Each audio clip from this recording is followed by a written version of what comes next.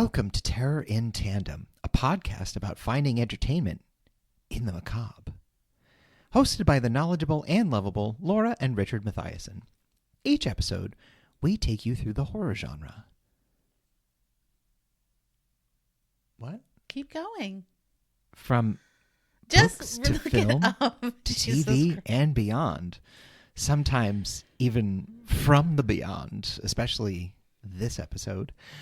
You can find us on our website, terrorintandem.com. You can find our episodes all over the place, wherever you get your podcasts. And you can find us on YouTube and Instagram at Terror in Tandem. I did that really well. Like over 120 plus episodes, and you have not memorized that Next yet. time, I will read from the Beyond thing. I brought that intro from the Beyond. Yeah, it was terrible, everyone. I know. But you're getting real into the cosmic pie. Yeah, this episode's going to be a real mess. I'm excited about this one. This is Cosmic Horror is what we're doing. Hi, it's Cosmic Horror. Hello, everyone. It is my favorite, co-favorite with folk horror, and the two kind of cross over a lot, honestly. Because you're a big weirdo. I am. Thank you. You're welcome. Yeah, this isn't my favorite, just like folk horror isn't. Oh. But I endured nevertheless. Yeah. I mean, it's what just... let's you want to get into what exactly the Well, just like, hello, everyone. How's it going? Cosmic horror. Hope things are well. It's February, isn't it? Yeah, give you an escape from, this planet. Now, where we're located, it's been snowy as hell. It sure has. Getting and we've been super... hunkering down and watching lots of horror for you all so that we can give you some great episodes, which... Little bit of a spoiler. We have an upcoming episode on a subject that makes co-host and I equally uncomfortable. So this has been a journey. Yeah, except one of us... is doing a really good job and is very brave.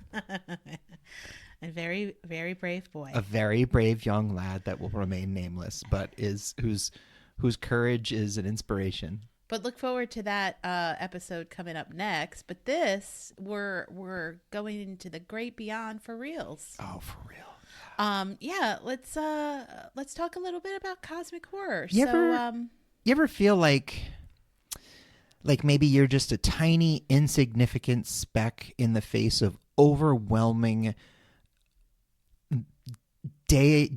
godlike powers that even comprehending a slight fraction of which would explode your sanity? No. Oh. See, I feel that way all the time.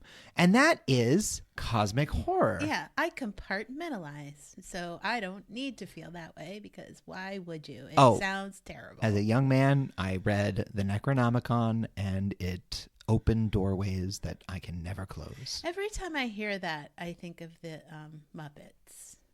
Necronomicon. Do, do, do, do, do. Necronomicon. Do, do, do, do. Written in blood. So this is a subgenre, and it basically builds on our fear of the unknown. And that's kind of something that my co-host just touched on and that I compartmentalize. So, the fear of the unknown is real, and it can manifest in lots of different experiences. But this specific cosmic beast is sometimes it comes from pre-human civilizations. It comes from dread that you can't understand what's happening in front of you. But really, and I'm sure you're going to talk about this a lot, is that cosmic horror is largely credited to author H.P. Lovecraft. And his entire bibliography is considered to be the birth of the subgenre. Absolutely. I mean, so that's where the distinction comes in. It's funny that you mention fear of the unknown so often because one of Lovecraft's more famous quotes is, "The oldest and strongest emotion of mankind is fear, and the oldest and strongest kind of fear is fear of the unknown." I might have paraphrased that a little bit, but so it's honestly, cosmic horror is sort of synonymous with eldritch horror or Lovecraftian horror.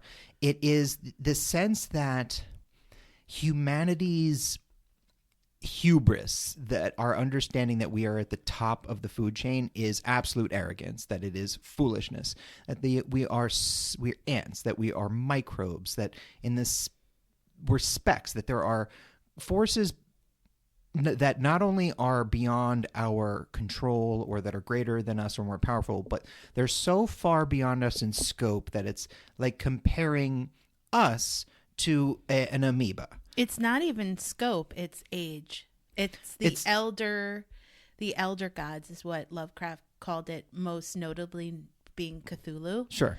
And their existence means destruction of humanity. I would actually push back a little bit that the primary focus of cosmic horror is scope and scale. It is the fact that these things are not only so much larger than you, but that to even get a glimpse into the meaning behind it overwhelms the human sense, that it burns the mind out. So it's like the old, like the Greek myth between Zeus and Semele, where he's madly in love. The king of the gods is madly in love with a human, and she begs him to reveal himself. And he says, "You don't understand. You're a human. I'm a god. I can't do that. I can only appear to you in these illusions." And she's like, "Please, please, please. If you love me, you would do this." So he reveals a fraction of his true self to her, and she burns to cinders like instantly. So it's that idea. Like a lot of characters in Lovecraft novels, they see something mankind's not supposed to, and it breaks their mind. It's a lot of loss of sanity. It stems from Lovecraft's own like massive paranoia and being afraid of like everybody and everything, and his like virulent, xenophobia. But it's just the sense that like these are barely things. Like, talk about fighting back against them. They're barely things you can comprehend. Is this where the stare into the abyss stares back at you type of very vibe much comes from? Very much so. That plays Nietzsche's, concept that when you fixate on malevolence and evil, it itself becomes part of you. There's no way to study or become engrossed in dark things without those things in some way rubbing off on you. Now, if you want to like personify that, it's a literal abyss, like a sentient malevolence that when you are learning about it is learning about you. Right. Well, I think that one of my first experiences with cosmic horror was with the movie The Abyss. Oh, really? Interesting. Like one of the first times I recognized that this isn't like it was a concept. Yes. Rather than a movie monster or something tangible that is, causing evil. That it's something that you're never really going to understand, and in that sense it's even scarier. So I would say first off, great pull. I love that movie. I love that movie too. That scene where she dies. Oh, I mean, it is maybe cinema's greatest representation of negging someone back to life, where Ed Harris is slapping a dead Mary Elizabeth Mastro-Antonio across the face and calling her a bitch. Yeah. And she just like revives because he's really mean to her. It's the fucking best. I love that. Yeah. You bitch, you never gave up on anything in your life. Know. He's just not very nice. He's not even doing chest compressions at this point. He's straight up smacking her across the face. Yeah. And it's like all of a sudden she's like, ooh. Oh, James Cameron. Subtleties, you're good at a lot of things. Subtlety ain't one of them. Mm-mm. Anyway, that's a good one, because I think while the concept of cosmic horror can be difficult to define, which I think is why it's so limited in its use and often quite unsuccessful. There are few examples beyond Lovecraft of really, really quality cosmic horror, but when done well, I would argue there is absolutely nothing scarier or more dread-inducing. Now, it being hard to define aside, I think there are some commonalities we can all agree on that maybe not everything that has these are cosmic horror, but cosmic horror usually contains these specific elements. Themes. I have themes. Ooh, this leads us into TNT's themes. Yeah. TNTT. Themes presented to you by Tara and Tandem. So themes, some cosmic horror at the core is often that the protagonist is terrified of what is going to happen in the future and what's going to happen to them. What's coming. So you always kind of have that conflict within the protagonist of the film. Typically, what I've gleaned as part of this theme is this knowing that your efforts are only going to protect knowledge and not your life. You know what I mean? Like, what you're doing is really just to get information back to people. Or to keep anyone who reads your journal from, like, studying the stuff that made you go crazy. Right. Or to keep people away from landing on that particular site again. A lot of Lovecraftian novels are or short stories and whatnot are basically like someone scribbling in a journal being like, don't do anything that I did. Yeah. You're right. It's really about, I can't unlearn. Mm-hmm. There are things mankind is not supposed to know. There are forces that our brains on a primal level rebel against to protect us, because once we know, it's too late. Yeah. The other thing is like a contemplation of human experience and humanness. Or our place in the ecosystem or greater, world and galaxy. Or how, like what you said, how microscopic of a little speck that we are in the grand scheme of it all. Hey, listen, we're all cock of the walk until a galaxy devouring cosmic being starts threading tentacles around the planet. There's not always blood and guts, but there is goo. Like goo is like the texture of slime and goo is one of the major themes of cosmic horror. I would say also along with that body transmogrification. Yeah, definitely. Which is gooey. Yes. Is really gooey. Anthropocentrism. Yeah, we're talking fish. Misanthropy. We're talking fish people here. Yeah. Dagon. Cthulhu, fish people. What you said, which is like the belief that humankind is the most important thing in existence, is very, very obviously not. Yep. Fragile sanity. Well, that is in a lot of cases cosmic horror.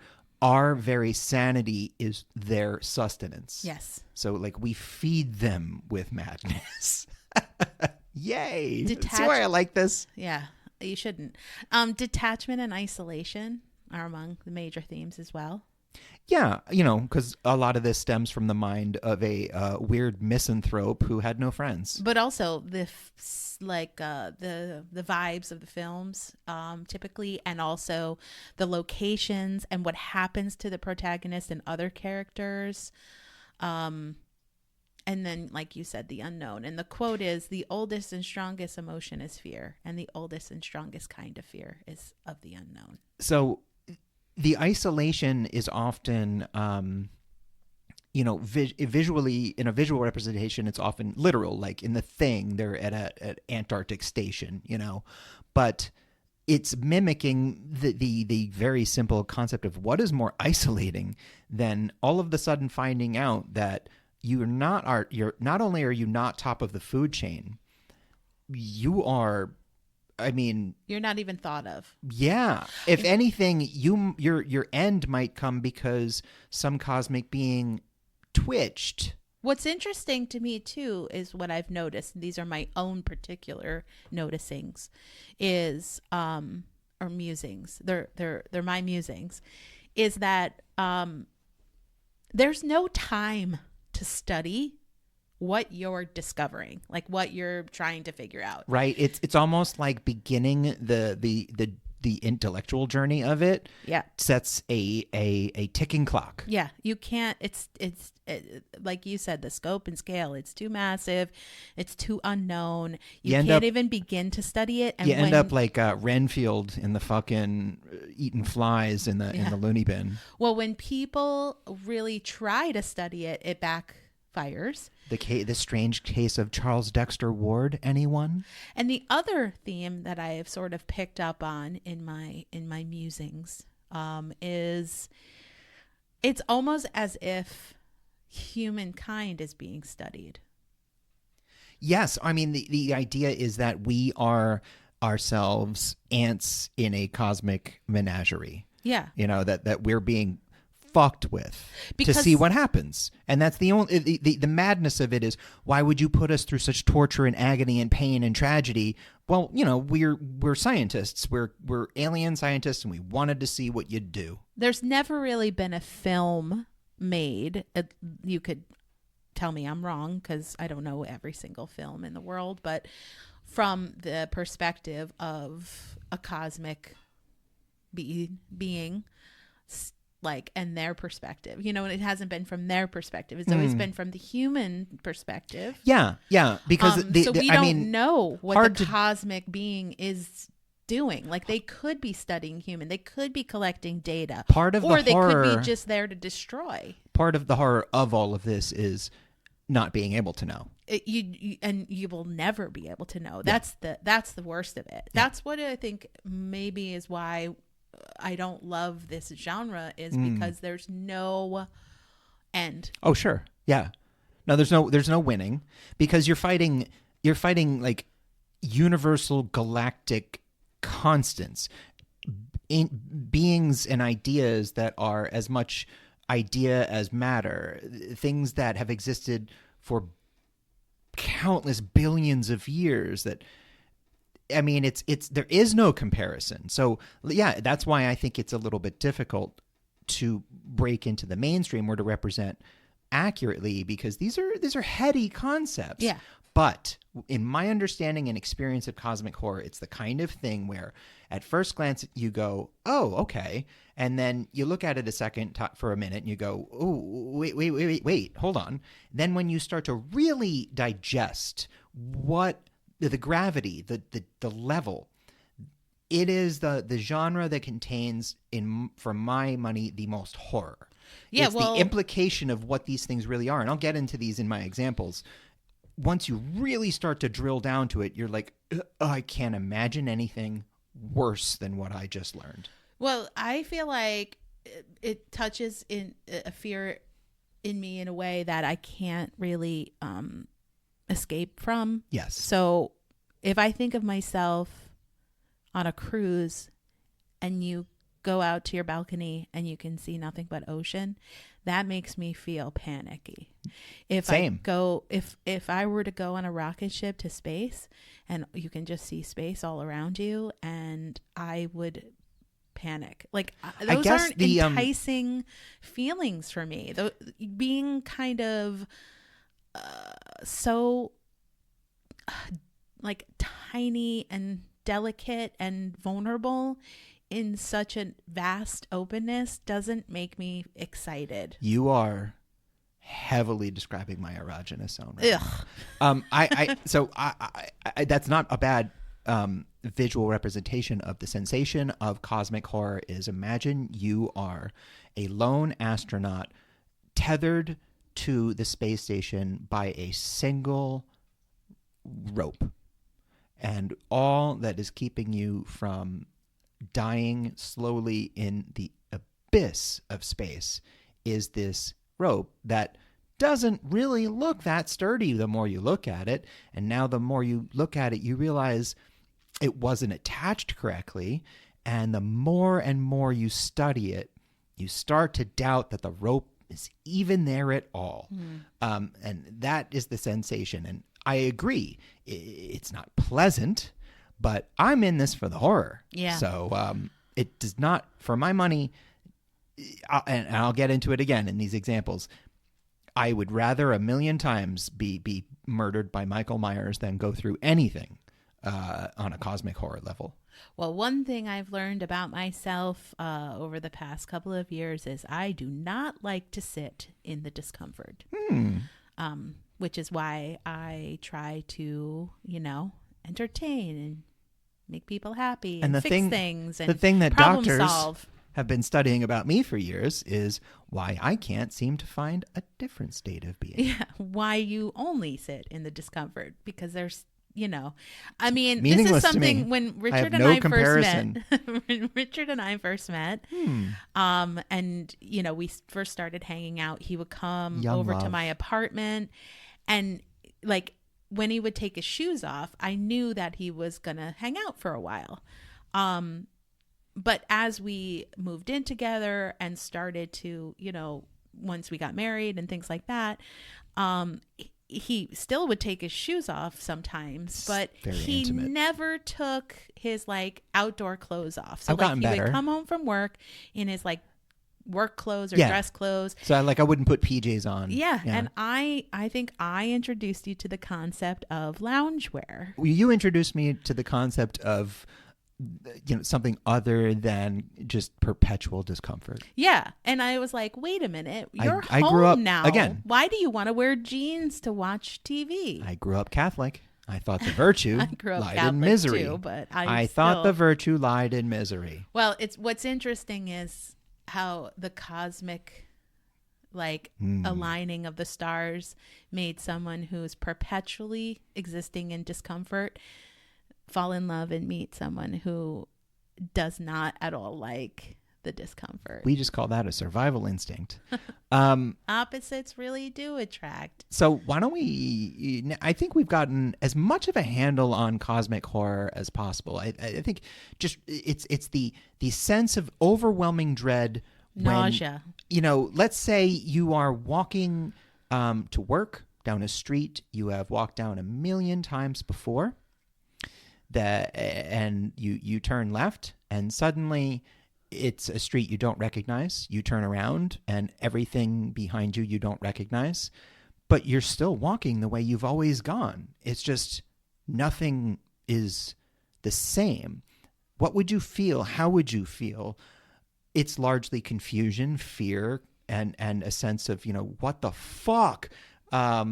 Is this real? That's cosmic horror. That's the feeling.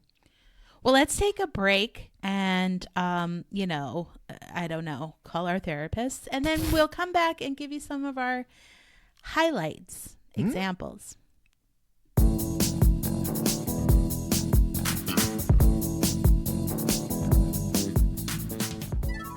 Your body is a slab of marble, waiting to be sculpted to perfection. And you're not about to sully it with some trashy tattoo or trendy piercing. No, your flesh canvas is sacred, deserving of only the finest skin-melting transmogrifiers. So come get your bespoke look at Cronenberg's Cosmetics, a new brand of improvement salves and lotions guaranteed to make you look super gross. From gastric implants that will make you vomit corrosive acid, to weird sensory worms growing out of your nethers, if your fevered mind can dream it up, we can graft it onto you, no questions asked. Extra goo available upon request. At Cronenberg's Cosmetics, our team of twin gynecologists and people who are way into car crashes will help sculpt the new you, like a Play-Doh fun factory made of your guts. Live the barf-worthy fantasy you never asked for with our patented body melts or appendage swap transporters. All hail the new flesh with Cronenberg's Cosmetics. Stand out from the crowd by making the crowd run from you in abject revulsion. Call now for our Nipples Everywhere special. This is a fake ad for a fake product on a horror-themed podcast. Just aged naturally.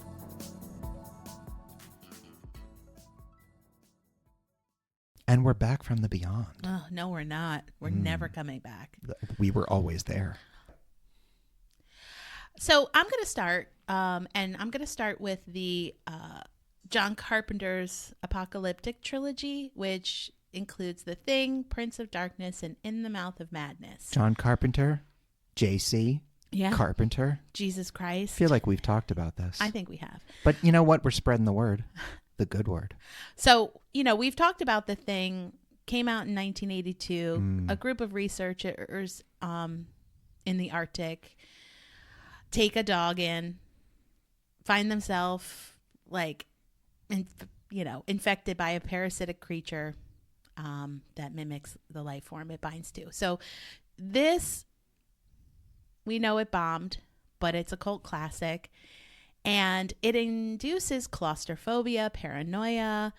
The men try to figure out which one of them is okay and which one of them may be infected, but they really don't get to the heart of what they've encountered. They know that it's something old. They know that it's something that has come from, other it's literally explorers. Cosmic. Yes. Yeah, it's ancient. It's millions of years old. And I think the inscrutability of its motivations. What does it want? What is it doing? Yeah. Why? Does it assimilate people like that? The fear inducing coming from the idea that this creature is frozen underneath us and acts and lives in a way that's totally opposite to how we understand biology to work. And it rips through this team of people pretty quickly. Yeah. And then you don't quite see where one thing ends and another thing begins, and the biological entity that acts like a virus, but then it inhabitates like a human being. So it's impossible to kill. It's impossible to understand.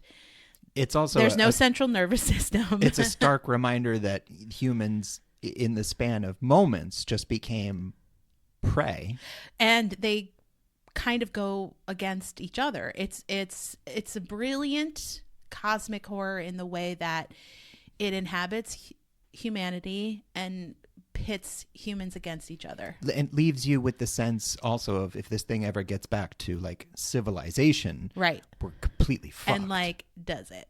So that's The Thing. Prince of Darkness, which came out about 5 years later, 1987. Love that movie so much. It's one of my favorite John Carpenters. It contains a similar deconstructive process and message, but it's a little bit more spiritual. It's very much about the relationship between religion and science and how they complement each other. And Alice Cooper. And how they combat each other. Yes, Alice Cooper. But it's also a combination of religions and myths and dismantling of the science around that. Yeah, it's got time travel. It's got alternate futures. Yeah. It has green devil juice. The Catholic Church has been hiding this evil for a very long time. Ecto Cooler. The priest, played by Donald Pleasance, the best. Basically questions his entire faith. Yeah, there's God. Ancient Chthonic language being translated. And the science in the film, Professor Howard Birack, played by Victor Wong. And his grad students. Love Victor Wong. Yeah, they are faced with something that's not theoretical anymore. And it kind of goes against what they know. And they're not prepared. No one is prepared, even if you think you're prepared. And I think one of the interesting things is that, like The Thing, the source of fear is rooted in that unknowable evil. But I mean, it's not just the demons of it. There's also the weird, post-humans from the future sending messages. There's that cosmic, playing with time, the malleability of time, the inevitability of the apocalypse. the forces beyond not just like human interpretation, but that even exposure to it warps you. Yes. You know, and that whole nether dimension that they access through the mirror, which is fucking terrifying. And then the third of the trilogy is In the Mouth of Madness. Came out in 1994. Saw it in the theater. Which I would say is much more transcendental. Love that movie. It's much less again, it's more conceptual of a film rather than like a plot driven film. I can see that. It's very dreamlike. It's got there's a lot of similarities with Jacob's Ladder. Yeah. I mean, there's a vastness to it. It's an expansive. So the thing is very isolated in the Arctic of just these few men, and then Prince of Darkness kind of expands out a little bit more and captures kind of the science and the religion aspect, and then In the Mouth of Madness is like much vaster. Oh yeah, Sutter Kane is infecting the world with this. Cosmic knowledge that warps people through his novels, his bestsellers. Yes. Have you read Sutter Kane? No, I have not. It's from the movie. Have you read Sutter Kane? Oh, well, you've seen it many more times than I have. Sure have. This film is much more concerned with perception, and specifically the perception of John Trent, played by Sam Neill, like kind of the king of the cosmos. The king of all things, and the king of just being chill in New Zealand with his sheep and his ranch. And it seems like a psychological horror, but it doesn't. It becomes supernatural, scientific. It again takes that religious iconography and imagery and moves into like a surrealist, dreamlike, kind of like experience, but almost weird fear fantasy. It really thins the line between reality and mania, and it's like a psychic break. Yeah, except but it's also very metatextual. It's happening. But it's filled with Lovecraftian shit. There's tentacles galore. Oh yeah, there's so much goo. It's another cosmic horror thing. If goo and tentacles, that's cosmic horror. There's always fucking goo. tentacles. This has goo. Prince of Darkness, less goo. Even Possession, with Sam Neill and Isabella Gianni, the tentacle thing. That's kind of Lovecraftian. So this film, In the Mouth of Madness, is very concerned with fear of the unknown and the horror that springs from that, and trying to discover the truth, which is horrific. And a lot of Lovecraft's own work contains characters experiencing madness. So in this way, this is like kind of a direct reflection of that. It is, although in many ways it's an improvement, because a lot of Lovecraft's work ended very conveniently. His endings often wrapped things up because he was a xenophobe and a racist. So yeah, he was troubled. And in his interpretations or the reimaginings of Lovecraft's work, like In the Mouth of Madness, it usually takes a much bleaker turn, where it treats this as like an infection, an invasion of these cosmic entities or intelligences that the army's not going to sweep in and save you from this, because it can't. Lost. No, nobody can. And he's lost. You lost. Now, you lost your grip on reality. If God himself put his eye on you and decided to do something, what exactly are you going to do about that? Right. But this is a direct kind of nod, because at the Mountains of Madness. Oh, yeah. Lovecraft's one of his crowning achievements, one of his few novel-length works, and Guillermo del Toro's many-decade one that keeps getting away. What I really liked about this, though, is it really explores something like what's more fearful than your own mind and the things that you are afraid of, and that, oh yeah, break you psychologically and emotionally and spiritually, and you may never ever really truly know yourself because you're confronted with something so like unknowable. The other thing is there's an evolution in these 3 films of the Apocalypse trilogy, in the meddling. So in the Thing, they're in Antarctica, and the Norwegians bring the dog there and the helicopter, so they don't really seek it out, the Americans. By the time Prince of Darkness, that's in a major city. I think is it Detroit, that it takes place, and that's in a rundown church, and this team of academics and religious people go to seek it out. Right. And by the time In the Mouth of Madness comes out, these books are being actively consumed by the general public, and it's like they're asking for the apocalypse to happen. Yeah. Like they're saying, like, oh yeah, we want this. This is great. You really see that. I mean, John Carpenter is no surprise. It's no like he hasn't hidden his opinion and his negativity about humanity. Well, it goes from survival to sort of meddling to like ultimate knowing, and then it breaks and then like inviting it. It totally breaks you apart. In the Mouth of Madness deals a lot with greed and a lot with doing things you shouldn't. And then at the end, begging for forgiveness, right. But baby, it's too late. Which is going to be a major theme of our next episode, is the meddling and the messing around where you shouldn't be messing. Oh God. So that's my first, is the Apocalyptic trilogy. Like how you pop 3 one of my into favorites. One. Yeah. Yeah. Look at you. I did. Cheated. My turn. Yeah. My turn.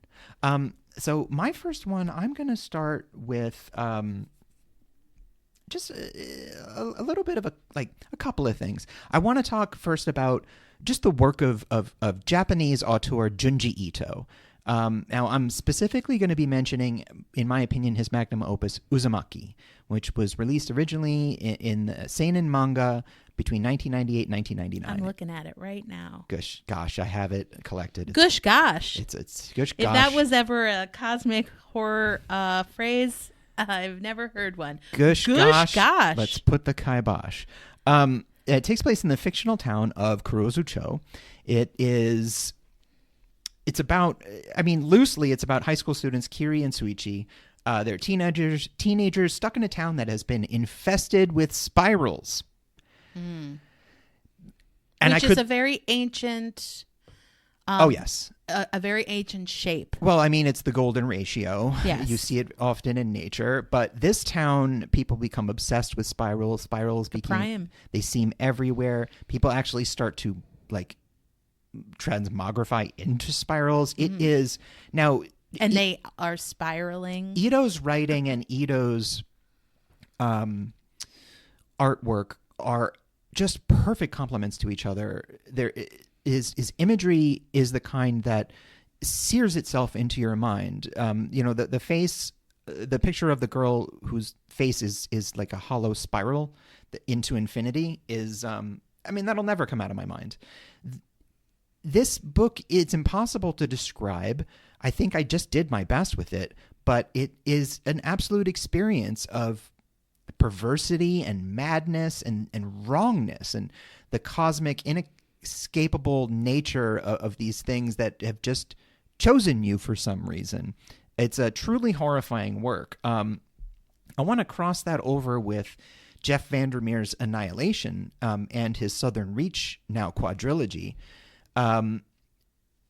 Just the idea behind that is that there's a section of the South of America, of the United States, that has been just kind of colonized by an inexplicable alien force that has walled it off and is toying with the DNA and time and just the physical structures of this zone. And they keep sending people in, and terrible, inexplicable things happen, but it's never explained quite what this is. They sort of give a little origin into how it first sprouted up, but still.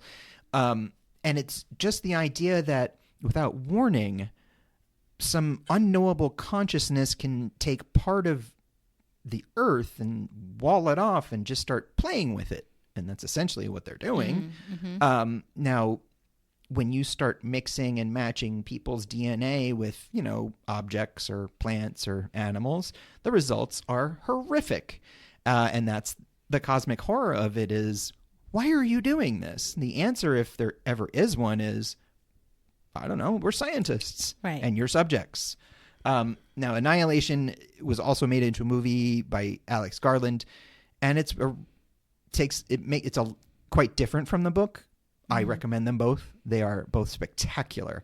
The movie does a great job of instilling that sense of wrongness and of helplessness. Yeah. What are you supposed to do? Other than maybe just try to figure out what's happening to you as it's happening. So, yeah, that's my little literary recommendation. Nice. You could always read Lovecraft. You can read the works of Nick Cutter, who I've recently gotten into, writes very cosmic stuff, Laird Barron. There's a lot of great stuff out there, but starting with literature, the greatness of cosmic horror is it's so epic in scope and scale that it is by definition indescribable in certain ways. So by reading it, it allows you to just come up with your own personal take of what this might look like. It's kind of like conjuring the Stay Puft Marshmallow Man. Like, what are you afraid of? Yeah. So reading it in my opinion, hits a bit differently. Well, it's interesting. Good segue, because I'm going to talk about a movie, but it was adapted from a book, a Josh Malerman novel. Oh, I think I know this one. Yeah, so Bird Box. I've read the book, not seen the movie. And I've seen the movie and not read the book. The So Bird Box came out in 2018. It was on Netflix. Suzanne Bier directed it. And as I mentioned, it's from the Josh Malerman novel. And it basically... A TNT fave over here. Yeah. We love Josh Malerman. We do. And what happens here is there's seemingly a pandemic that takes place. And most people look upon this being, and the film does a really good job because we never see the being. Well, it's not a pandemic. It's like an alien invasion. These creatures come down. But we don't really know that. We don't know they come down. Well, they appear. They there. Appear to people. Yeah. And so while most people immediately kill themselves when they see these beings, others retain sentience and seek to show everybody the greatness of these entities. And so sane people go mad and mad people become servants. Yes. It's so cool. It's very cool. It's very Lovecraft too. But we don't know how this happens. We don't know where they're coming from or if they're already here or now we can just see them. The movie does a very good job of keeping things vague and making it really about how to survive. Yeah. Which I'm sure you've all seen the images. Sandra Bullock is the main star. With you blindfold. Cover your eyes. Yeah. You also can't really listen. They also speak because they do take on, apparently, to some people that say, when you see a person see this being, they'll see their dead mom. Yeah. They'll see something really beautiful.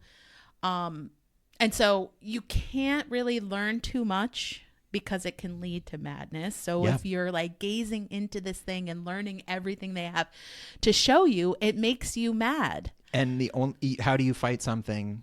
And they don't. You can't. They don't fight them. No, the only thing to do is not die. Survive. Yeah. And so the creatures are visible to people, but incomprehensible because we never see them.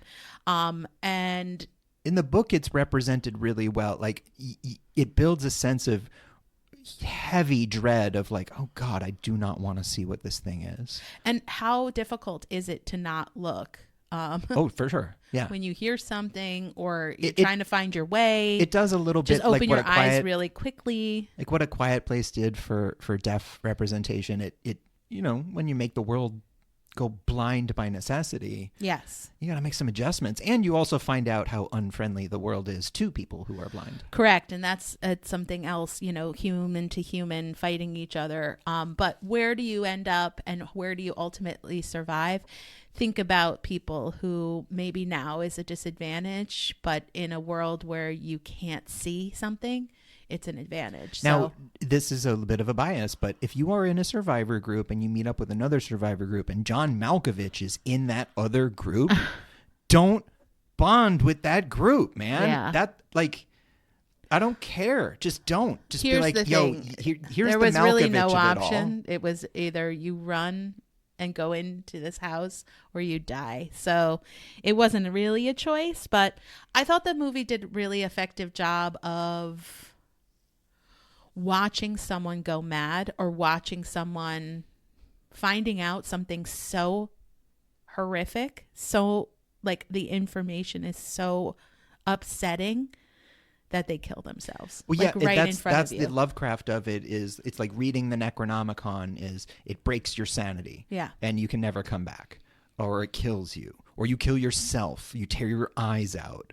Things like that. So like for someone like me who is a little apprehensive about cosmic horror because of how uncomfortable it is, this is a really good entry point for someone. Agreed. Bird Box. Agreed. It's a really good, safe cosmic horror to dip your toe in. Because it doesn't have that second part of it where you start thinking about the implications and you're like, oh God, that's the most horrific thing I've ever heard.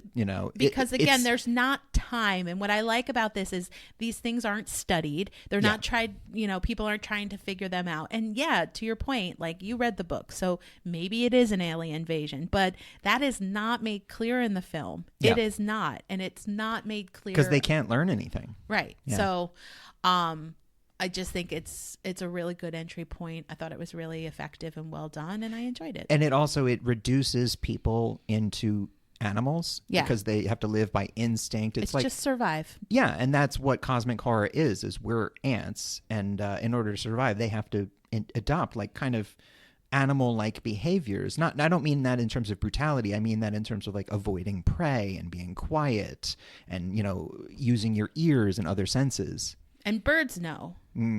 Birds are very knowing in this. They do. Birds they fucking always know. They do. So the birds have eyes. The crows have crows. Now my nextie is I want to talk about it's a segment. Now this came in last year's very, very good VHS Beyond. You loved that. I did love it. I thought it was one of the stronger entries in an already fantastic series. Now, the segment I want to talk about was directed by Kate Siegel and written by Mike Flanagan, and it is called Stowaway. Now, in Stowaway, it's very short, and it is all shot in the perspective because VHS is found footage style. So it's shot in the perspective of an influencer. So right away, my reaction is like, oh, fuck this person. Because I just have a knee-jerk reaction to that sort of thing. And I think that is the point. So this influencer person very foolishly, they come upon a UFO that has landed, and they film themselves going on it. And then the UFO takes off. And what happens is, and even after that happens, they're not really like they're freaked out, but they're still like very much filming and for clout and like, whoa, wait until people see this, and a lot of it is like how long it takes for it to sink into this person's brain. But the horror here is this person, she cuts herself and these little like nanites come out and heal her. Now, the problem is these creatures that are flying the ship are in stasis because it's on autopilot. So it's going back to their home planet. God only knows what that is, right? She's not in stasis.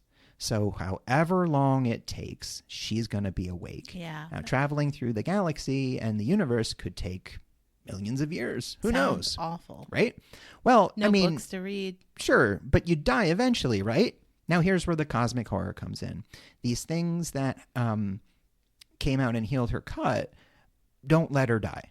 So she tries to kill herself. They bring her back. She gets injured, they heal her.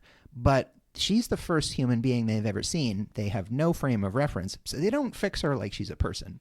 They fix her like the things they know how to fix. So she becomes more and more monstrous and like disabled and hideous as this long trip goes. And because she can't die, she's conscious for all of it. And that's what I mean about cosmic horror is once you start to really think about that, the worse it gets. The more you think about it, the worse it gets. When you really get to the granular parts of what's happening to this person and the nitty-gritty of it, the more it horrifies you. It builds and builds and builds and builds. And in classic Flanagan style, and Kate Siegel, kudos to you, a banger of a directorial debut. I would love to see you do some more. You did really love this. But in typical Flanagan fashion, it's very tragic and heartbreaking and terrifying. But it really is in the sitting down for a moment, absorbing it, and becoming. It's like when you cut yourself and it takes a few seconds to bleed. You cut yourself deeply, you know? It's that sort of feeling where 2 minutes later, you feel worse because you've started to uncover the depths of what you've just witnessed, as opposed to a jump scare, which just hits you in the moment, makes your heart beat, and you're like, woo, and then you get over it. You have like a little laugh, the adrenaline dissipates, and you feel like a little shaky, but you're fine. So stow away from VHS Beyond. It's short, but it is one of the more unnerving examples. And gosh, I hope we do more of these episodes because I have so many. So many. My last one is a classic from 2007, The Mist. Oh, yes. Directed by Frank Darabont. Yes, before Flanagan, the original Stephen King speaker. Yeah, based on the 1980 novella by Stephen King. And basically, what's interesting, I mean, the cosmic horror of it all comes from out of nowhere. It's a threat that spreads all across the country. No one knows where it comes from or what caused it, and even it's nature. You don't know what it's after. They do explain it. Yeah. Yeah. But when it begins, when it begins, it's like, didn't see this coming. Yeah, nobody knows. So you essentially have a father and his son. Just want my kids back. It is Tom Jane. It is Tom Jane. I mean, you're really nice and all, but I'm Tom Jane. Follows a father and his son as they find themselves trapped in a grocery store when the mist descends upon their small Maine town. And what's interesting here is, and I'm gonna talk a little bit about this. So Tom Jane is in it. Nathan Gamble. What's her name? Marcia Gay Harden. We talked about the other day. So good. And it's basically like this powerful storm, and people go to the grocery store to get supplies like they typically do. And you have all these get eggs and toilet paper. You have all these townspeople lined up with their grocery store carts full and preparing for the worst. But the mist starts to engulf the parking lot. And it's a real thick mist. You can't see anything. Yeah. And so they start to come up with... Oh, also it moves against the wind. Yeah. And that's not good. They start to come up with a plan. Because nobody really knows at this point what it is, it's all this confusion that starts misinformation, and then the misinformation opens up these opportunities, giving confidence to people who would have been dismissed as crazy, should not have confidence, right? And some see it as prophetic, and factions develop and people turn on each other. I mean, does this sound familiar at all? We don't even have the mist as a catalyst, and this takes place when people get together and think they know what something is and what is the best and just plan start of spouting action. off as if they're experts and not accountants. Yes. Who drive an F-150 for some reason. Yeah, no, it's great because in this movie, like in real life and in like every situation I've ever been in, a bunch of fanatical Christians come in and they fix everything.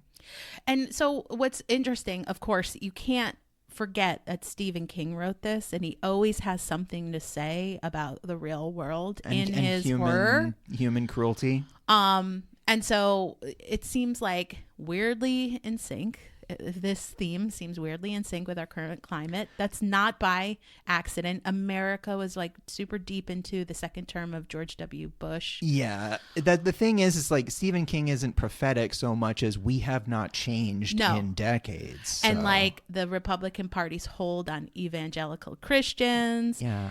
And, you know, the Tea Party. This novel, remember the Tea Party? This novel was partly written in response to that rise of the religious right. And so that comes out a lot.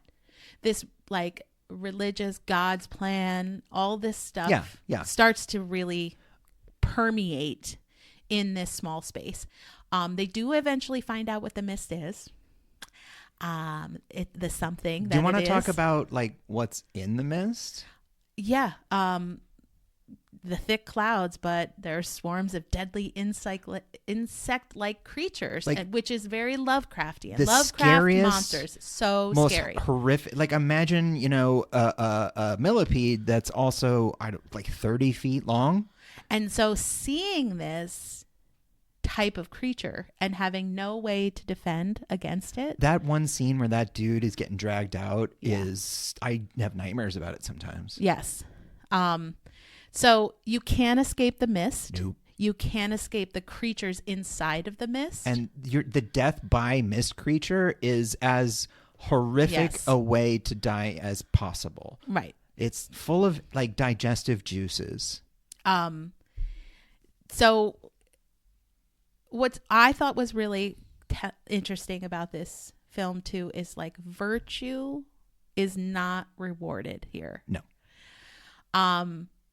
And so people who are whether it's false virtue or genuine, people who like maintain their kind of like logic and sanity and try to extend their compassion for others also meet a terrible end. Yes. Because again, if you were a god and a bunch of ants were in front of you, not only would you give a shit, but would you even know that the ants cared about each other and were trying to help each other? Yeah. Would you know that like that one ant has a deep story and like is trying to rescue the other ant? Like, no, they're ants. Yeah. And so the tentacle clawing, biting monsters of this film are encountering the religious, know-it-all, my ideas better monsters of the human race. And there's the t-shirt, folks.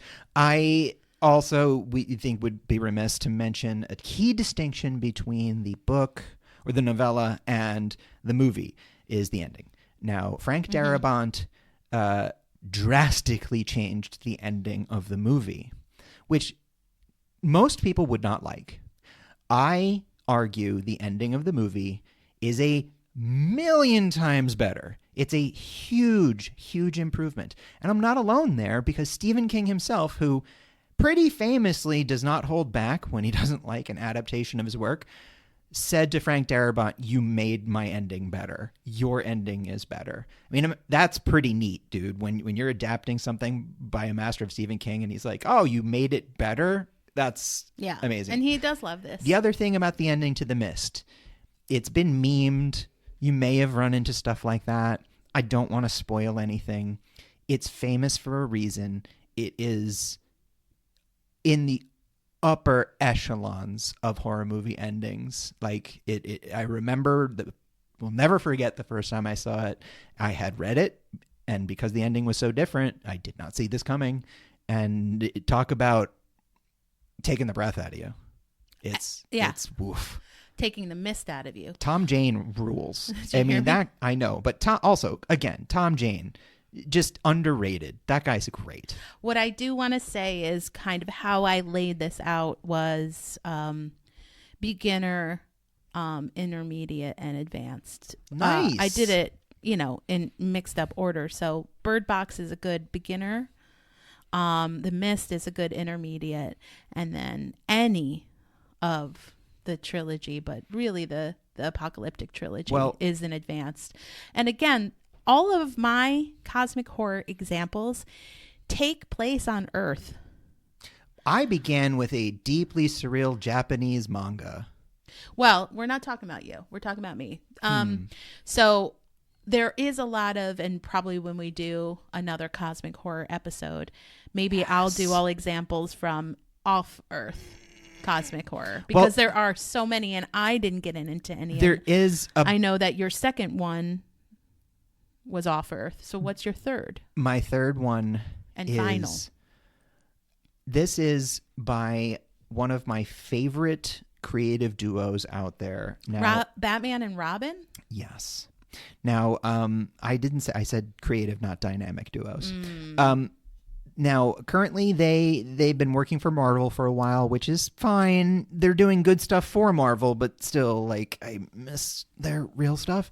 Of course, I'm talking about Justin Benson and Aaron Moorhead, virtuoso directors of movies like Resolution, Spring, Synchronic, Something in the Dirt.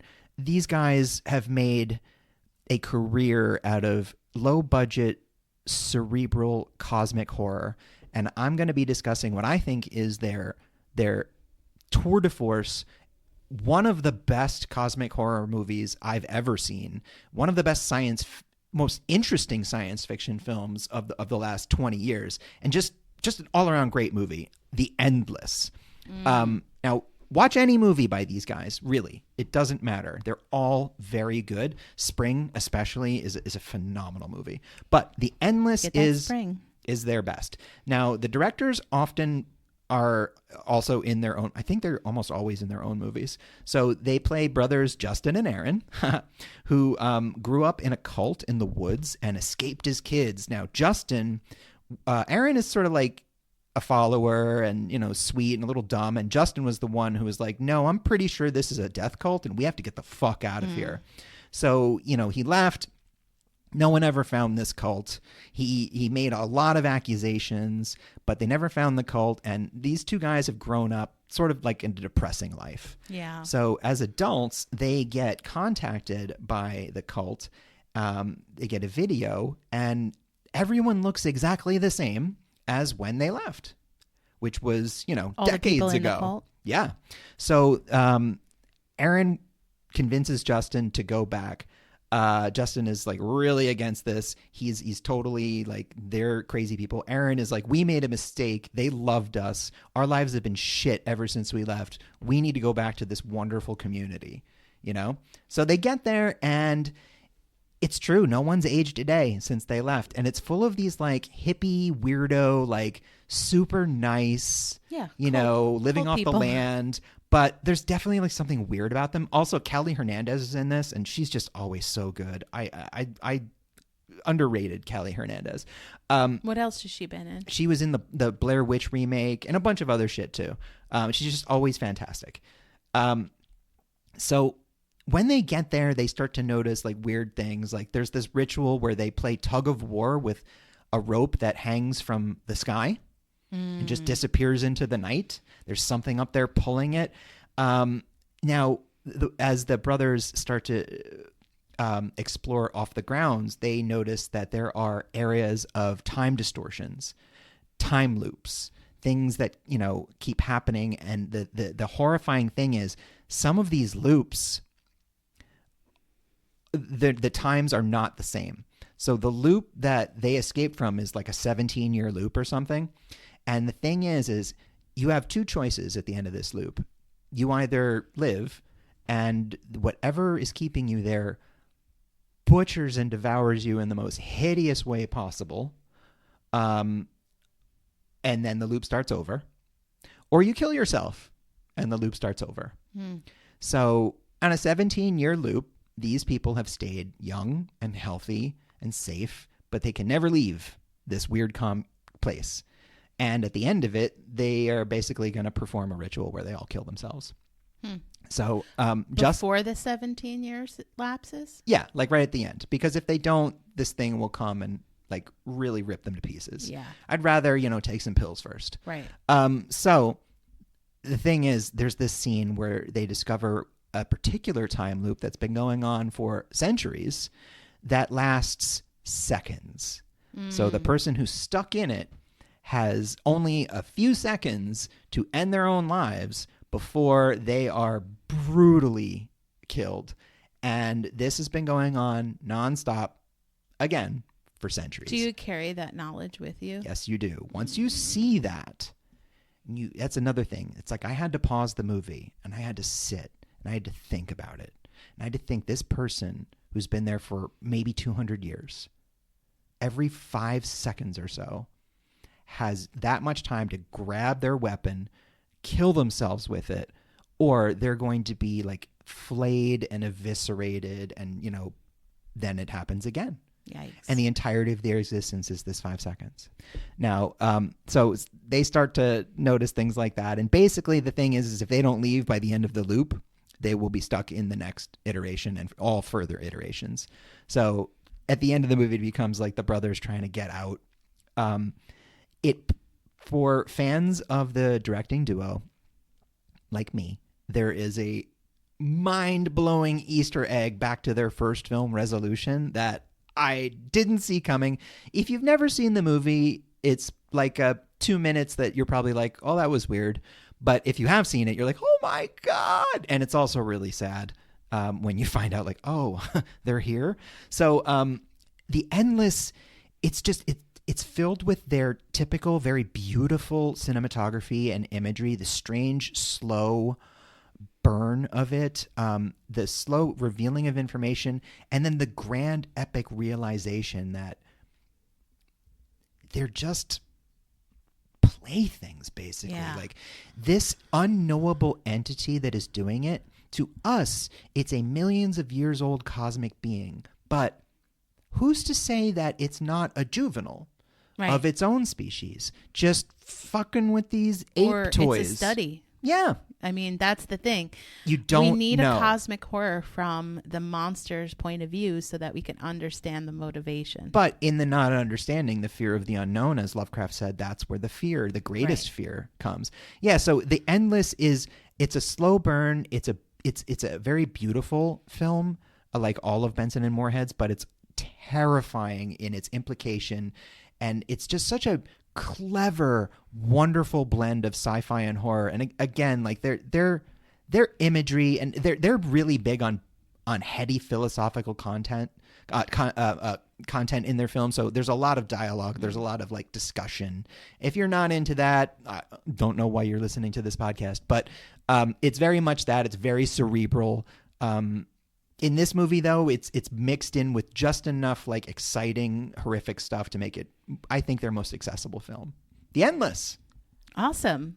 Well, we hope we gave you some ideas of how to feel even less significant by watching these films, of where you will really test your insignificance. Or there's a liberation in knowing that,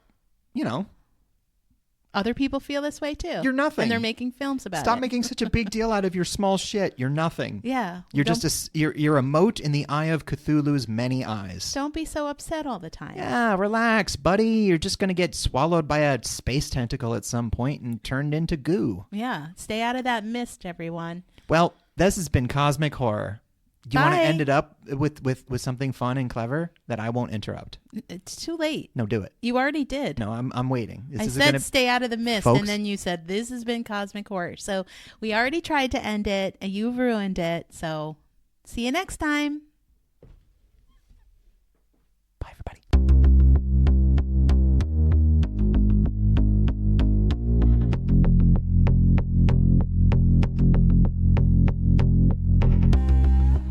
Terror in Tandem is written, produced, and recorded by Laura and Richard Mathiasen, and edited and mixed by Richard Mathiasen. Our theme was written and performed by Carrie Denver, and all other music was written and performed by David Suspanic. All opinions expressed on this podcast are our own and should be taken as such. Thanks for listening, and please remember to give us a like, a review, and subscribe wherever you get your podcasts. See you next time. We're standing right behind you.